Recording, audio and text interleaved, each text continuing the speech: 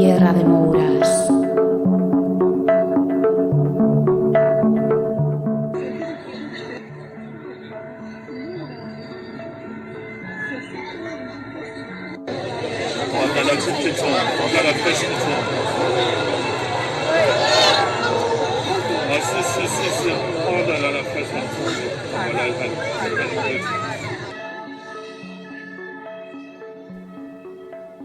En la tarde del 15 de abril del año 2019, entre las 6:20 y 7 menos 10, digo 6:20 porque a esa hora se estaba celebrando una misa, cuando los vigilantes de seguridad escucharon sonar la alarma de incendios, pues a esa hora de la tarde se produjo un devastador incendio en el tejado de la Catedral de Notre Dame en París. Por suerte, nadie salió herido, excepto el propio edificio centenario. El incendio provocó que se derrumbase el tejado y con él la aguja. Hace poco más de un mes que se cumplieron 3 años de aquella tarde que paralizó al mundo y sobre todo a los que amamos el arte, la arquitectura y la historia. En solo 24 horas se recaudaron 800 millones de euros para las labores de reconstrucción. Coincidía que la catedral se encontraba en obras de restauración, tenía andamios colocados en su interior y que en parte, también gracias a ellos, salvaron la estructura. Concretamente estaban rehabilitando las cubiertas y a pesar de que los bomberos se personaron en el lugar justo 10 minutos después de declararse el incendio, fue una complicada tarea el extinguirlo. Un montón de personas se aglutinaron alrededor de la catedral en llamas que por seguridad fueron desalojadas de inmediato de las cercanías y tras 9 horas, ya en la madrugada del día siguiente y con el resultado de un bombero herido, el fuego fue extinguido. Soy Kela Carrasco, escuchas En Tierra de Mouras y para mí es un inmenso placer poder dedicar este 4º programa a un lugar con historia y misterio que me fascina muchísimo, como es la Catedral de Notre Dame. En Tierra de Mouras.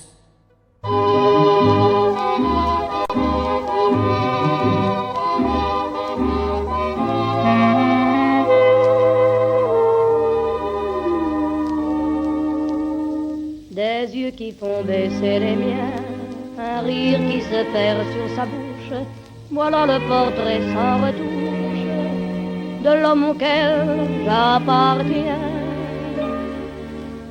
Para comenzar a hablar de esta catedral tan emblemática de París, nos remontaremos muy atrás en el tiempo, ya que fue construida entre el año 1163 y el 1245, la segunda mitad del siglo XII y la primera mitad del siglo XIII, aunque parece ser que no se terminó del todo la obra hasta el año 1345. Lo que está claro es que se podría decir que es casi milenaria más que centenaria, ya que tiene 850 años de antigüedad, lo que suponen 850 años de historia. Se ubica en la Île de la Cité, la isla de la Cité, en mitad del río Sena y en el corazón de París, en Francia. Esta catedral está dedicada a la Virgen María. Notre Dame en francés, en castellano, significa Nuestra Señora y está considerada como la catedral gótica más viejita del mundo. Fue nombrada Patrimonio de la Humanidad en 1991.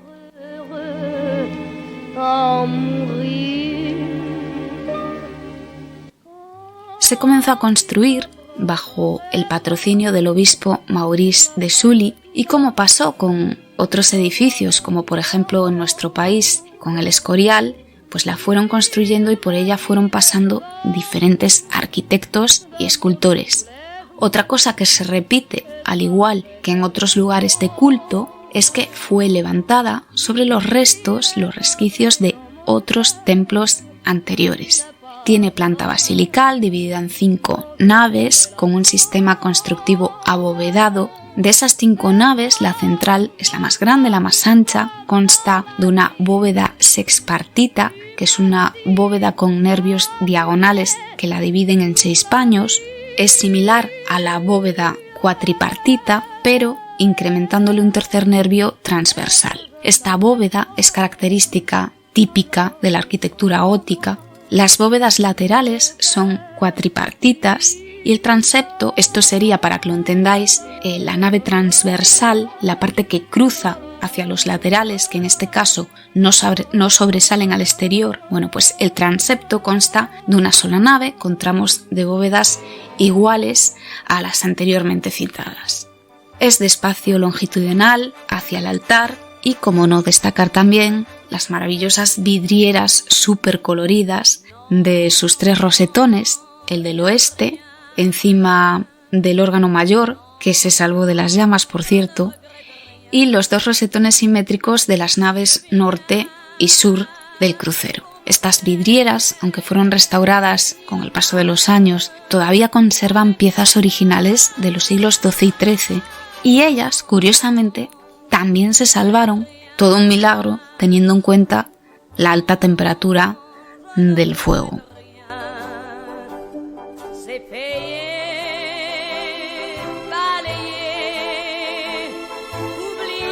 En tierra de Mouras.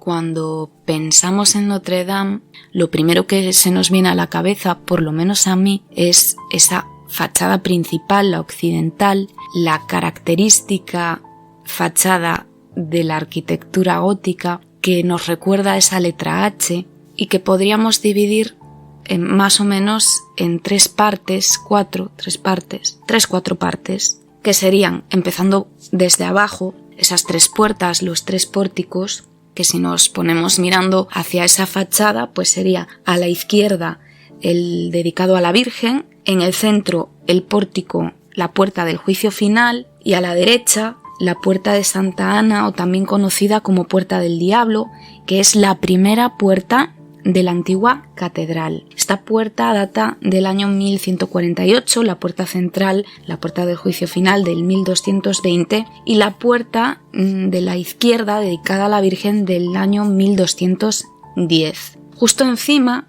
encontramos la Galería de los Reyes, son 28, representa a los reyes de Judea. Cada escultura mide más o menos 3,5 metros. Y estos reyes, durante la época de la Revolución Francesa, fueron totalmente destrozados por los revolucionarios, ya que pensaban que representaban a los reyes de Francia. Así que los actuales reyes no son los originales de la catedral. Justo encima está el rosetón, el enorme rosetón, y a los lados las 2 torres de los campanarios, donde se encuentran las famosas gárgolas tan fotografiadas de la catedral.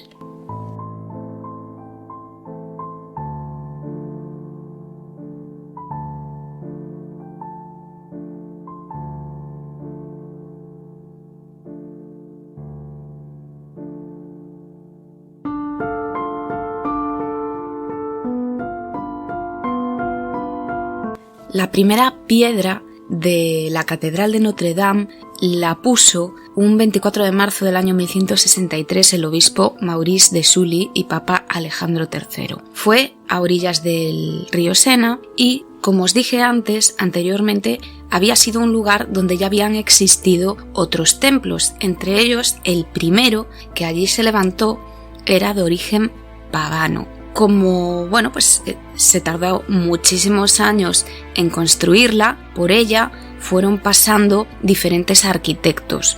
Por ejemplo, el primero fue Jean de Chelles, después le siguió Pierre Montreville, Jean Raby y el último Pierre de Chelles. Y diréis, el primero era Jean de Chelles, el último Pierre de Chelles. ¿Por qué? Pues yo os lo explico. Para empezar, ambos eran arquitectos y escultores. El primero, Jean Jean de Chelles. Yo y los idiomas. El primero, como os digo, dirigió las obras de la Catedral de Notre Dame por orden del obispo Reinaldo de Corbeil. Construyó en 1257 la puerta meridional, en la que figuran esculturas que representan el nacimiento de Jesús, la adoración de los reyes y la huida a Egipto. Además, también la degollación de los inocentes y algunos episodios de la vida de San Esteban. ¿Qué tiene que ver Jean con Pierre? Bueno, pues ¿qué tiene que ver? Pierre de Chelles fue otro arquitecto francés de finales del siglo XIII y principios del siglo XIV. Fue otro de los arquitectos también de esta catedral, y fue quien completó el coro que comenzó en el año 1300. De Chelles estaba, al parecer, relacionado con el primero porque se creía que era su hijo o su sobrino. No se sabe a ciencia cierta el parentesco, pero sí que al parecer era o hijo o sobrino del primero, de Chelles. Una curiosidad sobre la construcción de esta catedral, sobre las obras, es que se realizaron sin ninguna interrupción, es decir, nunca hubo que parar las obras por falta de recursos económicos. ¿Por qué? Porque en aquella época Francia era una de las primeras potencias económicas europeas y empezó como un resurgir, un renacimiento de las ciudades. Por entonces era la época de los reyes capetos, que fue una de las dinastías reales más importantes del antiguo continente y que desapareció del trono francés en el año 1328 tras la muerte de Carlos V, que falleció sin haber engendrado herederos varones. Como digo, era una época de muchísimo crecimiento de las ciudades y también de una gran explosión demográfica.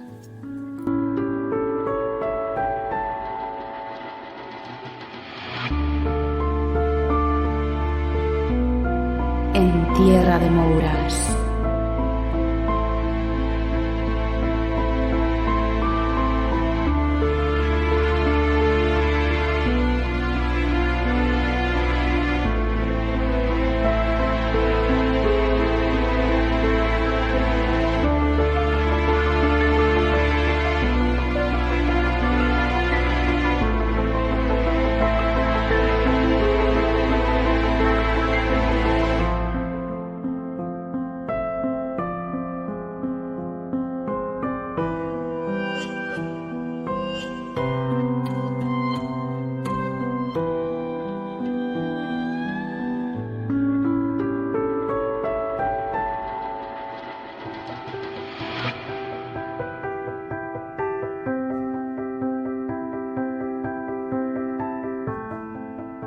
...56 figuras fantásticas, dragones, demonios, serpientes, pueblan las cornisas de la Catedral de Notre Dame.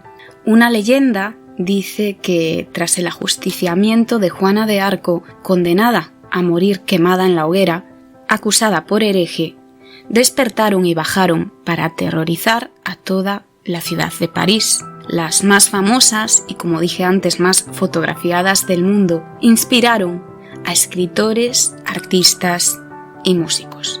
Esas gárgolas grotescas, vigilantes y testigos de esa preciosa ciudad. Pero aquí hay que distinguir entre las gárgolas y las quimeras, que no son lo mismo. ¿Y cómo se diferencian unas de otras? Pues bien, las gárgolas sí que son las originales del siglo XII y tienen un uso más bien funcional. Son, los desagües sirven para canalizar el agua de la lluvia del tejado. En cambio, las quimeras son esas esculturas grotescas y como terroríficas que, tienen más una función simbólica como de guardianes, vigilantes de la Catedral de Notre Dame, que funcionales. Y estas, las quimeras, que no son gárgolas, sí que las tienen que cambiar cada X tiempo, sobre todo por el deterioro del paso del tiempo y el deterioro por la climatología.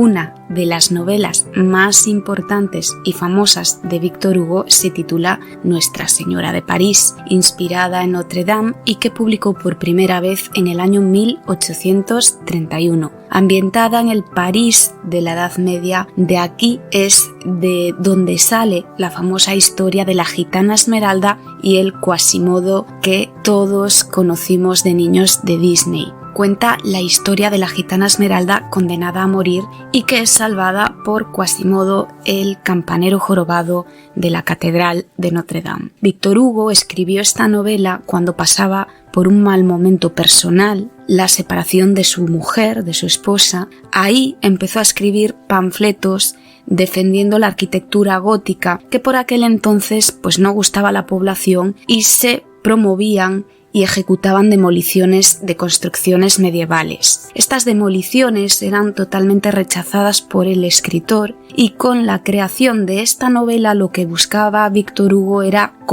intentar convencer a los parisinos para proteger el patrimonio gótico de la ciudad.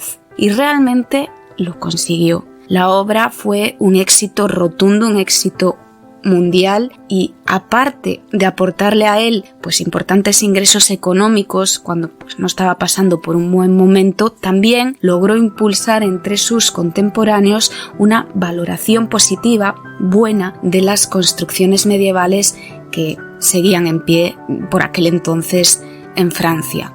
Él defendía la rehabilitación y restauración de estos edificios y obras antes que tirarlos abajo, porque solía decir que los edificios viejos tenían mucho que contar y que solo por ello había que cuidarlos. Y yo soy absolutamente fan de Víctor Hugo porque pienso exactamente igual. A mí me produce mucha tristeza, por ejemplo, cuando caminas por un casco antiguo de una ciudad y ves edificios abandonados que están en muy mal estado, probablemente, y la gran mayoría de las veces es por temas de herencias que se descuidan y al final se acaban incluso derrumbando solos. Pienso que la arquitectura antigua es historia y que solo por ello hay que conservarla y hay que declararla patrimonio. Y perfectamente pienso que pueden convivir en una misma ciudad, en un mismo núcleo, edificios más modernos con arquitectura más antigua. Al final supongo que como todo es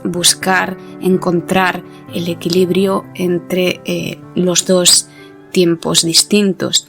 Porque lo cierto es que si nos paramos a pensar, es posible que gracias a este escritor hoy en día Notre Dame siga en pie. Y no solo siga en pie, sino que está considerado como el segundo símbolo histórico, arquitectónico y religioso de la ciudad de París.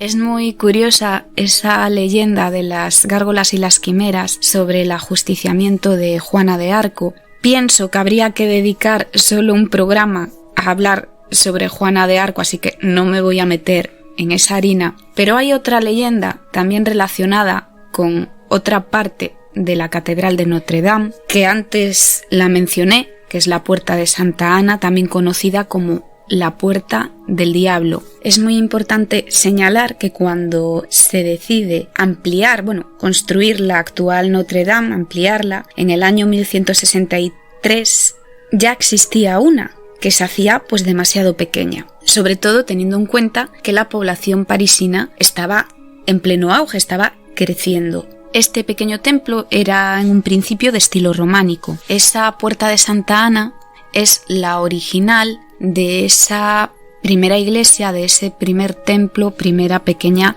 catedral. La historia se remonta en torno al año 1300, cuando se contrata a un joven herrero para que realice las puertas de Notre Dame. El joven llamado Viscornet se le pide que termine la puerta de Santa Ana, que es la que se ubica, si nos ponemos frente a su fachada, al lado derecho. Para el herrero esto fue la oportunidad de su vida, un trabajo muy importante en el que iba a dejar su huella como artista, como creador, desconocedor de que aquello se iba a transformar en una maldición para él mismo. El joven se obsesionó tanto con este trabajo que los días pasaron a ser semanas y las semanas meses, dedicando tanto el día como la noche a trabajar en esa puerta, incluso hasta dejando de comer, para dedicarle absolutamente todo el tiempo, el mayor tiempo posible, a trabajar en ella. Totalmente agotado, en un momento que se queda dormido dentro de la catedral de Notre Dame, lo despierta una voz que le ofrece ayuda, y Viscornet, que estaba agotado y agobiado, acepta la misteriosa ayuda del diablo, que le ofreció la culminación de la puerta de Santa Ana a cambio de su alma. A los pocos días de este inquietante suceso, Viscornet muere y ni siquiera pudo estar presente en la inauguración.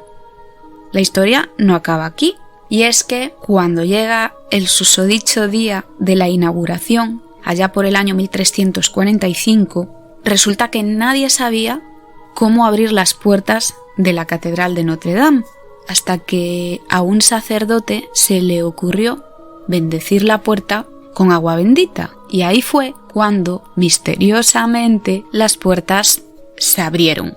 Es una historia, una leyenda popular que se fue contando de boca en boca, que muchos se negaban a creer, pero nadie se atrevía a desmentir.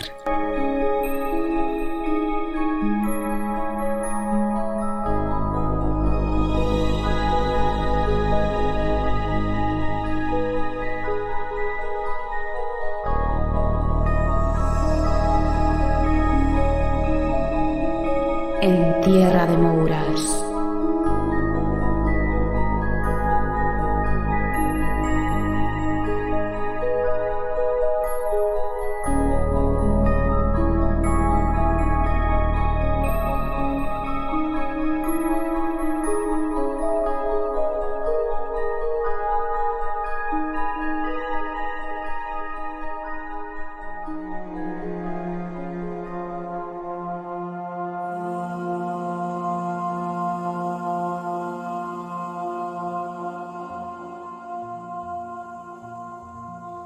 No sé si sabéis o sabíais que la catedral atesora 3 reliquias de Cristo. Yo era algo que desconocía hasta que se incendió en 2019. Entre estas supuestas reliquias están la corona de espinas y uno de los clavos que se utilizaron durante la crucifixión. Que, curiosamente, esto contrasta con la leyenda del diablo, como también contrasta que se ajusticiase por hereje a Juana de Arco y años más tarde, a principios del siglo XX, en 1909, si no me equivoco, se la beatificara justamente en esta catedral. No solo eso, sino que se la nombró heroína y símbolo de Francia y personaje fundamental en la Guerra de los 100 años. Por cierto, que cuando me refería antes a la leyenda de las gárgolas, que se dice que cobraron vida tras la muerte de Juana de Arco para aterrorizar a los parisinos, se me olvidó mencionar y comentar que cuenta la leyenda que algunas de las personas que formaron parte de la muchedumbre del público que vio la quema de Juana, a la mañana siguiente aparecieron muertos, aparecieron sus cadáveres por las calles de la ciudad.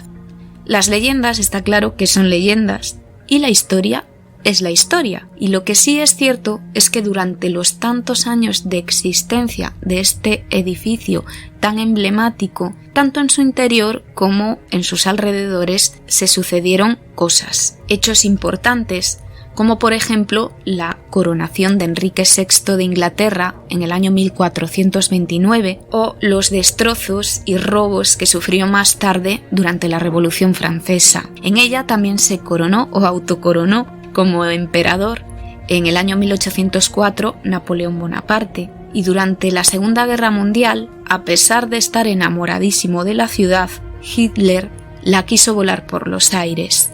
Y no solo Notre Dame, sino todo París, y es que no podía soportar la idea de que no fuera de él. así que como un amante despechado y egoísta pensó, si no es mía, no es de nadie, y dio orden al gobernador de Alemania en París, Dietrich von Choltitz, y a sus subordinados demoler todos y cada uno de los monumentos más importantes, históricos y emblemáticos de la ciudad. Por suerte, el gobernador alemán se opuso a esta orden y no le obedecieron, ya que obviamente les pareció una excentricidad del Führer.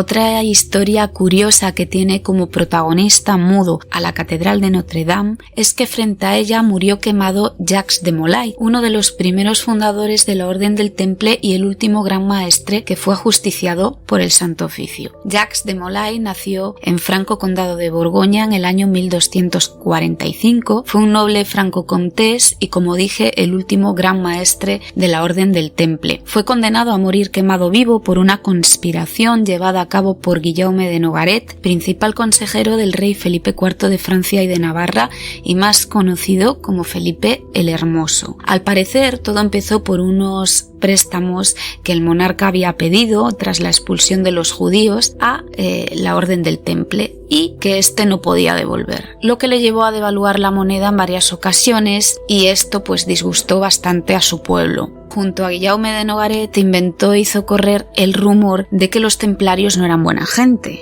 y había que buscar un culpable y distraer la atención, que eso pasa pues hoy en día con los políticos también. El caso es que en el año 1307 el Papa Clemente V y Felipe IV ordenan la detención de Jacques de Molay y finalmente lo condenan a muerte y lo queman vivo frente a Notre Dame. El templario siempre defendió su inocencia y lanzó una maldición a todos, emplazándoles a reunirse con Dios para ser juzgados por él en menos de un año. Efectivamente, les deseó la muerte sin deseársela directamente y murieron. Jacques de Molay fue quemado vivo el 18 de marzo de 1314. Guillaume de Nogaret fue el primero en morir, envenenado, aunque en muchas fuentes pone que falleció en 1313, se cree que murió en 1314. De hecho, en la página ec.aciprensa.com, la enciclopedia católica online, pone 1314. El Papa Clemente V muere el mes siguiente, el 20 de abril de 1314, el mes siguiente a la muerte de Jacques de Molay, y Felipe IV sufre un accidente de caza y muere en el mes de noviembre, concretamente el 29 de noviembre de 1314. La maldición de Jacques de Molay se cumplió. Por cierto que en el archivo de la Corona de Aragón podéis encontrar un fragmento, el hallazgo de una carta inédita de Jacques de Molay. Podéis acceder a través de internet y bueno, pues ahí os describe el documento y en qué consiste esa carta. Esto os lo doy como dato para aquellos pues que les interese todo el tema de los templarios. Sobre todo porque muchas veces buscando pues llegas a cosas que pueden resultar interesantes.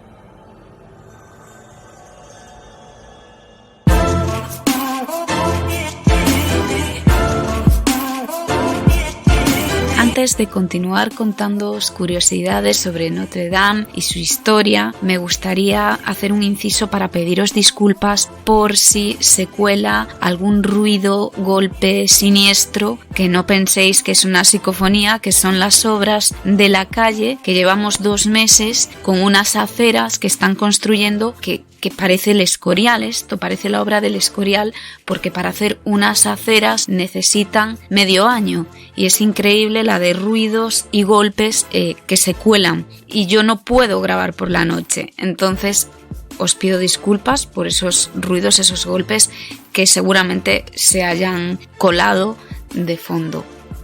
También os recuerdo mis redes sociales, me podéis seguir a través de mi perfil de Twitter, @KelaCarrasco, las Cs todas con Ks, o también me podéis buscar en Instagram, Kelly_Carrasco_80, o en el perfil de Instagram del podcast en /Tierra de Mouras /podcast.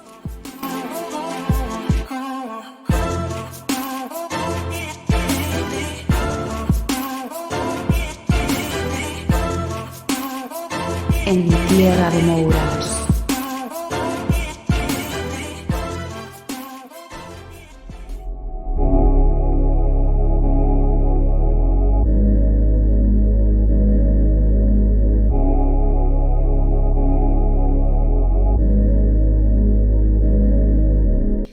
Referente a la leyenda de Quasimodo y Esmeralda, la gitana Esmeralda, bueno, pues esto es una invención del escritor Víctor Hugo que Disney popularizó con su película de dibujos. Cuando dije antes que todos lo conocimos por Disney, me refería más bien pues a los que vivimos esa generación de películas Disney. Evidentemente pues habrá quien conociese esa novela, fantástica novela de Víctor Hugo, por supuesto, ¿no? Pero sí es cierto que Disney, popularizó esta historia de este jorobado que no existió, pero sí que está inspirado en un hombre que al parecer trabajó en la rehabilitación de la Catedral de Notre Dame y que tenía joroba. Y Víctor Hugo se inspiró en este obrero para escribir su novela. Una historia que fue llevada a los teatros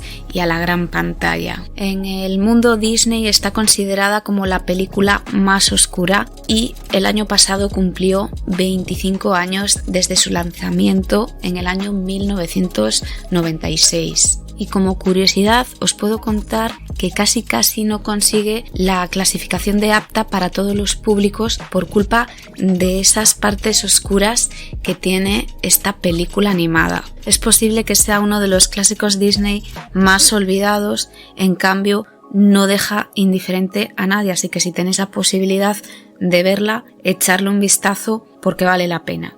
Quasimodo, que en la ficción era el campanero de Notre Dame, y 422 peldaños son los que hay que subir para acceder a lo alto de las torres de la catedral y poder observar la maravillosa ciudad de la luz con unas vistas increíbles. Por cierto, que se llama la ciudad de la luz, la Ville Lumière, porque París fue la primera ciudad de Europa en iluminarse con luz eléctrica, en iluminar sus calles con luz eléctrica. Otra curiosidad.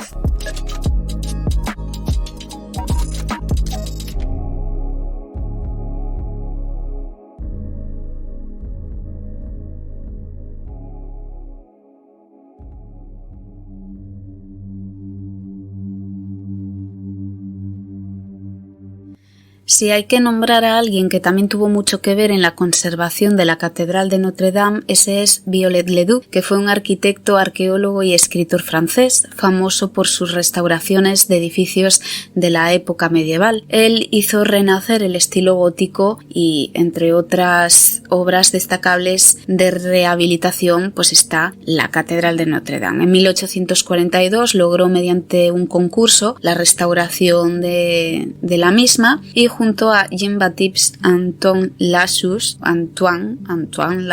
otro arquitecto, pues rehabilitaron la Catedral de París. Volviendo al año 2019, aquel 15 de abril, el fatídico incendio que quemó la Catedral de Notre Dame, resulta que se comenzó a hablar de un sospechoso paseante que deambulaba por una de las torres del edificio justo cuando éste se estaba quemando. A través de las redes sociales comenzaron a difundirse unas imágenes donde se captaba una supuesta persona en lo alto de las torres mientras el edificio se estaba quemando. Se habló de un posible atentado terrorista, comenzaron a difundirse toda serie de rumores, teorías conspiratorias, incluso hubo personas que afirmaron que en realidad se trataba de un fantasma. Fantasma o no, que hubiera allí una persona real o no, las imágenes están se pueden buscar a través de internet, las podéis ver por si no lo recordáis. Lo que sí es cierto y sí sucedió de verdad, incluso no hace mucho, es que dentro de la Catedral de Notre Dame se suicidaron personas.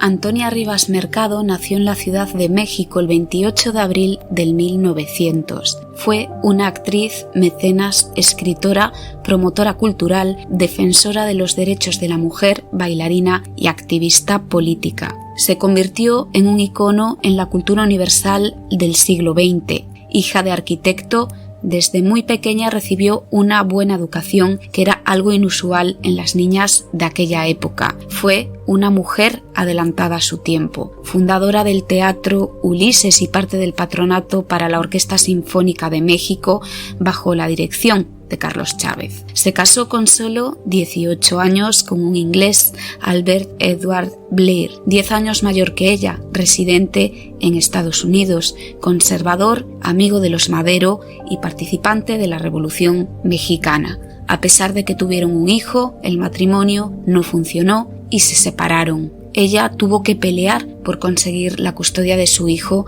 algo que la atormentó y desgastó anímicamente. Destacó por su papel político durante la candidatura presidencial de José Vasconcelos Calderón, quien fue su compañero sentimental entre los años 1928 y 1929. Vasconcelos fue derrotado por un fraude electoral que conllevó al exilio de Antonia Rivas a vivir entre Nueva York y París, ciudades en las que trabajó como escritora y periodista. Finalmente, el 11 de febrero de 1931 se disparó en el corazón dentro de la Catedral de Notre Dame con una pistola que le había regalado Vasconcelos Calderón. No fue el único suicidio. El 26 de junio de 1989, un hombre saltó al vacío desde lo alto de una de las torres de Notre Dame y, desgraciadamente, no solo se mató él, sino que mató a su vez a una niña que pasaba por allí. Y no hace mucho, en 2013, Dominique Benner, de 78 años, un veterano historiador y activista, en este caso de la extrema derecha francesa, se suicidó disparándose con un arma detrás del altar de la Catedral de Notre Dame. Curioso, cuanto menos.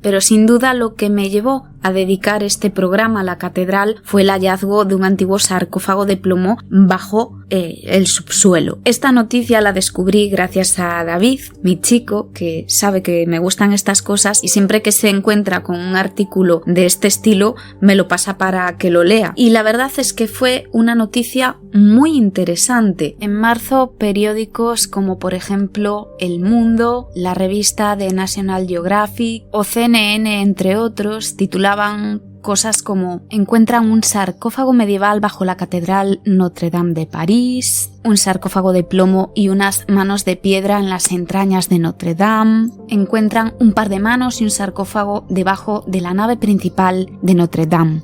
Estos titulares saltaron a la prensa en marzo de este año y el hallazgo consiste en un sarcófago de plomo precisamente encontrado en las obras de reconstrucción de la catedral, que obligaron a que se detuvieran las obras porque nunca antes se había encontrado algo semejante allí. Fue toda una sorpresa para los arqueólogos franceses y la tumba fue descrita como antropomórfica, es decir, tenía el sarcófago forma de humano.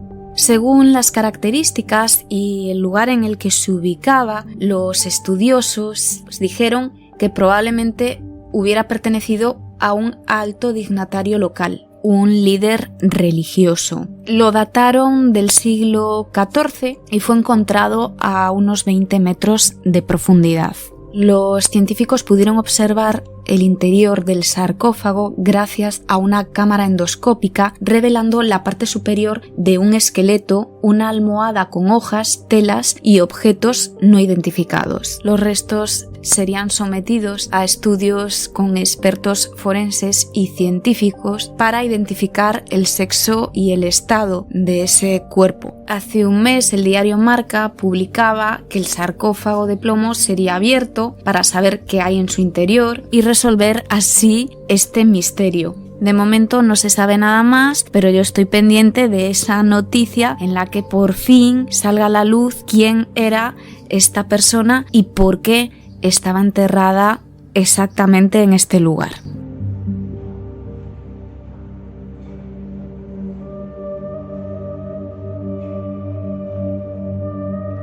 En tierra de Mouras.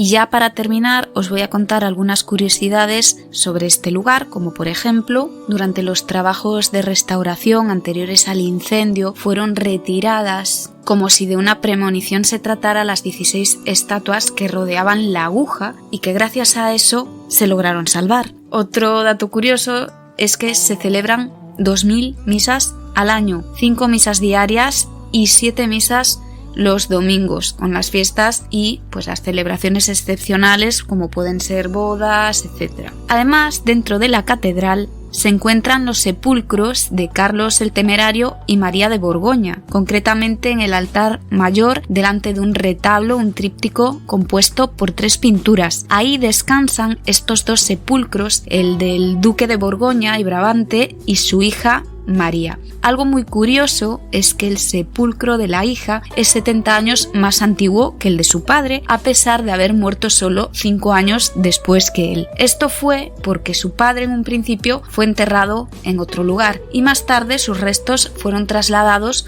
junto a los de su hija. En 1482 fue cuando María de Borgoña fallece, ella tenía 25 años y murió en un accidente de caza de halcón a caballo. Murió en el acto aplastada por su propio caballo. Por cierto que con ella también yace el corazón de Felipe el Hermoso, su hijo, dentro de una cajita de plomo con unas inscripciones en su honor. Felipe nació en Brujas en 1478, heredando el título de duque de Borgoña de su madre a tan solo la edad de 4 añitos. Y este Felipe el Hermoso no tiene nada que ver con el Felipe el Hermoso que mandó a justiciar a Jacques de Molay, a pesar de apodarse igual. Este Felipe fue Felipe I de Castilla, esposo de Juana la Loca, hija de nuestros reyes católicos. Y su corazón está sepultado en ese sepulcro de su madre, junto a ella, en Notre Dame. Además, el edificio tiene un alto valor simbólico, fue escenario de las celebraciones de la liberación de París de la Alemania nazi y de los funerales de las víctimas de los atentados yihadistas que ensangrentaron París en el año 2015. También tiene vínculos con Galicia, porque desde el templo parte uno de los ramales del camino francés que acaba en Santiago de Compostela. Y en su plaza, en la plaza donde se encuentra la Catedral de Notre Dame, también está el kilómetro cero de Francia.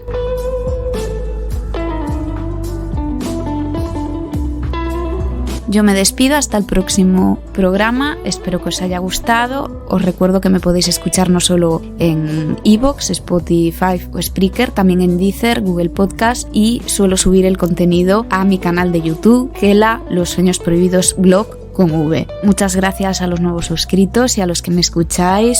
Para mí es muy importante y muy motivador. A cuidarse mucho e intentar ser felices. Y hasta el próximo en Tierra de Mouras.